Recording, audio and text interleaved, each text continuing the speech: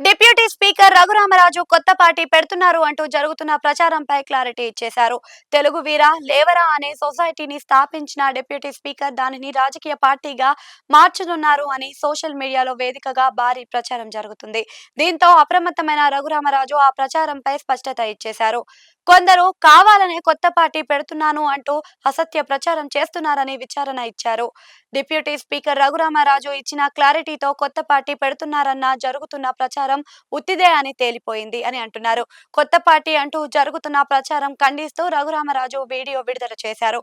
SC, ST atrocity కేసులపై అవగాహన కల్పించేందుకు మాత్రమే తాను తెలుగు వీర లేవరా అన్న సొసైటీ ప్రారంభించారని డిప్యూటీ స్పీకర్ తెలిపారు. తప్పుడు కేసులతో తాను పడిన ఇబ్బందులు మరెవరూ పడకూడదనే ఉద్దేశంతోనే సొసైటీ ప్రారంభించానని రఘురామరాజు వెల్లడించారు.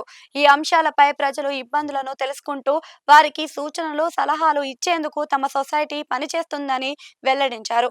కానీ గిట్టని వ్యక్తులు తమ సొసైటీని కొత్త పార్టీ అంటూ దుష్ప్రచారం చేయడం ద్వారా కూటమిలో విభేదాలు స్పష్టంగా పనిచేస్తాయి అని ఆయన ఆగ్రహం వ్యక్తం చేశారు.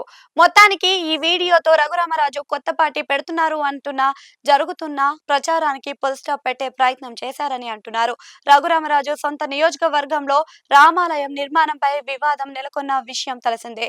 ఆకివీడు పెద్దపేటలో రామాలయం నిర్మాణానికి కంకణం కట్టుకున్న రఘురామరాజు ఓ వర్గంపై పోరాడుతున్నారని చెబుతున్నారు.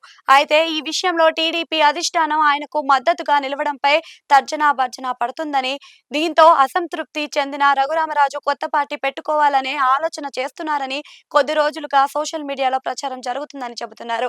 అయితే రాజకీయ ప్రత్యర్థులు తన ప్రతిష్టను దెబ్బతీసేందుకు ఈ ప్రచారం ప్రారంభించారని వెంటనే గుర్తించిన డిప్యూటీ స్పీకర్ ప్రత్యేకంగా వీడియో విడుదల చేశారు. దీంతో రఘురామకు టీడీపీ మధ్య మంచి అనుబంధం కొనసాగుతుందని తేలిపోయిందని అంటున్నారు.